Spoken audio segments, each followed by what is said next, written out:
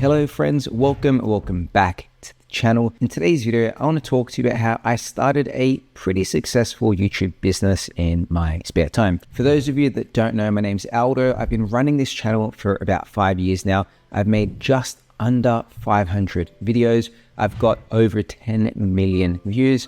And of course, I still work full time. I've got a young family. So having time to create YouTube videos can be kind of scarce, but I still managed to find time to do it, which is why in today's video, I want to share how I use my spare time to create videos. Now, the first thing I want to talk about is generating ideas. And a lot of the times when you sit down to write YouTube videos, you don't have the idea, it doesn't magically pop up. One of the key things I found is that when I'm doing things completely separate to YouTube, could be going for a walk, could be working out, could be talking to my wife, I'll have an idea for a video. And the first thing I do is grab my phone, write that out in my notes app. So when I go to sit down to create videos, I've got a list of all these things. So instead of sitting here thinking, what am I going to create? I know exactly what I'm going to get into because I've got a list that I can just pull from. Some are short videos, some are longer videos, but it's really just having a catalog of things that you want to create in the future. So when you have limited time, you know you're going to sit down and you're going to make this video or that video. So really just noting down things as soon as they pop in really helped me create a list of future videos that I want to make. The other idea is I like to treat YouTube, as much of it is a hobby for me, and I like creating, learning things and trying things out. I do also like to think about YouTube a bit like a business. I set myself deadlines for things. Of course, you can always push out the deadlines because you are your own boss, but I make YouTube for a few reasons. The first one is to, of course, share my passion and help people. My channel is mainly about technology and helping people use it better, but I also want to use it to create some more revenue and money from YouTube. So I do treat it a bit like a business. And when I say treating it like a business, what I mean is I'll set time out in my day or my week, and I'll say next Saturday for 30 minutes or an hour, I'm going to block that time and I'm going to make a video. I found that as soon as I started really boxing in my time, it actually gave me a lot more creative freedom because I knew that I only had 30 minutes or an hour.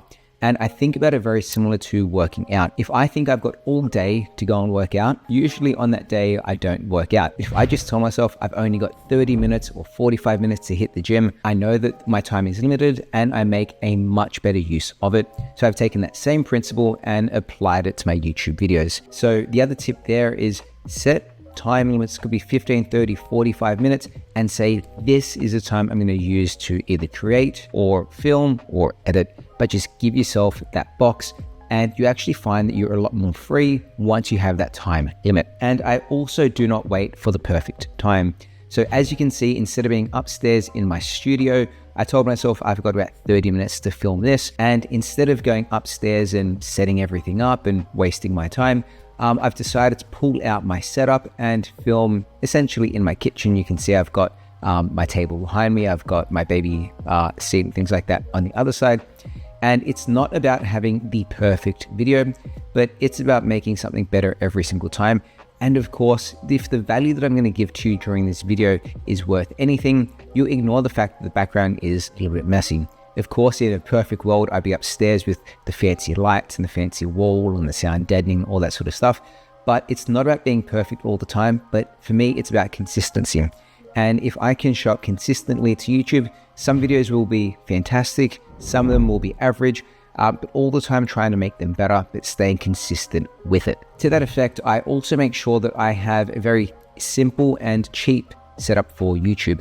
I do have a SLR camera upstairs that I film from with a tripod and a fancy microphone and a fancy filming setup, but I also know that that isn't realistic for me to use it all the time. So I film often on my iPhone 13 mini. I've got my cheap $70 microphone that I carry around with me. I've also got a little lanyard set as well.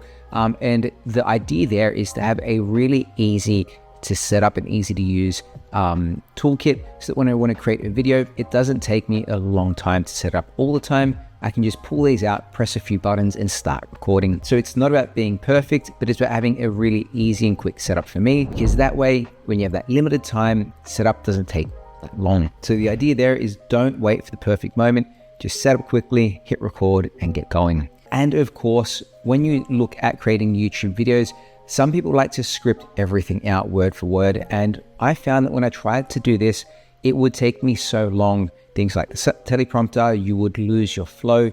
So instead of scripting videos out word for word, what I'll do is I'll write out, as you can see here, I've got a few dot points that I want to talk through, and then I want to talk about it with you naturally. And I feel this does a few things. The first one is it gives me a lot more freedom to make a bit of mistakes. It also allows me to come off a lot more authentic in the fact that I'm not reading a perfect script. I'm really just sharing what's on my mind after I've given it a bit of thought about the key messages that I want to hit.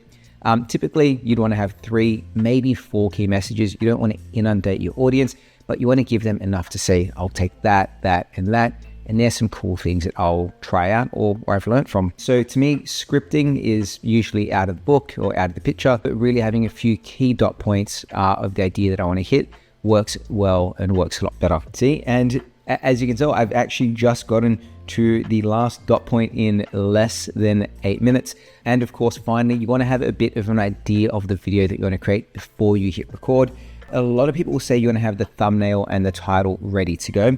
And what you'll see here is that I don't actually have the thumbnail and the title already built, but what I do have is the title or the idea of it, and then a quick draft of the thumbnail that I'm going to create in Canva later on. It's essentially going to be an image like this, possibly with the words create behind me and a bit of a bokeh effect. But having all this set out in my mind means that when I go to create my YouTube videos in my spare time, I tell myself I've got 30 minutes to film. I've got the ideas already ready. I've got a quick, easy setup with a camera that's pretty good, a microphone that does okay, but I can set this up and pack it down really quickly. And I've got an idea of the content that I want to build. So if I look at how I've been able to build a YouTube channel with over 10 million views and 20,000 subscribers and almost $100,000 in revenue in the past 5 years, all in my spare time, it was really about taking this structure and then just staying consistent with it week on week on week. Yeah, so I'm going to pause there because, I could rattle on forever, but I just want to give you guys a few quick tidbits. Of course, if you like this video, let me know by giving it a thumbs up. Thanks for watching. I'll see you next time.